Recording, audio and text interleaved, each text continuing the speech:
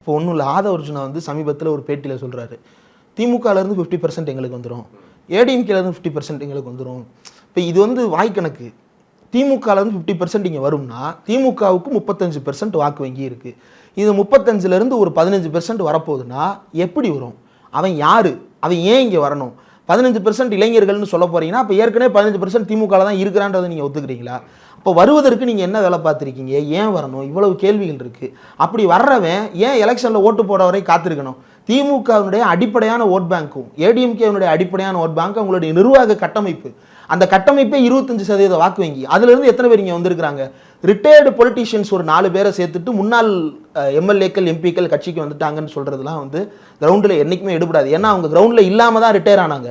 கிரவுண்டில் இருந்திருந்தால் அவங்க 90 வயசு ஆனாலும் பொறுப்பில் இருந்திருப்பாங்க. பொறுப்பில் இல்லாமல் கட்சிகளில் ஓரங்கட்டப்பட்டது காரணம் அவங்க கிரவுண்டில் இல்லைன்றது தான்.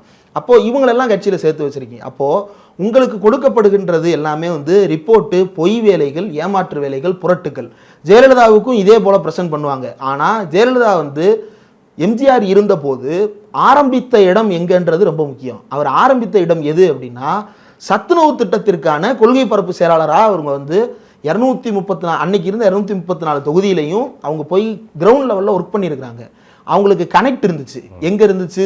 அதிமுகவினுடைய ஆண்டிப்பட்டின்ற நகரத்தில் இருக்கக்கூடிய ஒரு வார்டு செயலாளர் வரைக்கும் அந்த அம்மாவுக்கு வந்து கனெக்டில் இருந்தாங்க. ஷீ நோஸ், அவங்களுக்கு கீழிருந்து தகவல் வரும், அதை அவங்க வெரிஃபை பண்ண முடியும். இன்னொன்று சசிகலா இருந்தாங்க அப்படின்னா சசிகலா மூலமாக இதை வெரிஃபை பண்ணாங்க. உங்களுக்கு யார் அதை வெரிஃபை பண்ணி சொல்கிறா? உங்கள் கட்டமைப்பு முதல்ல முழுமையடைந்ததா இல்லையான்றதை பற்றின ரிப்போர்ட்டே உங்கள் கையில் முழுமையாக இல்லை.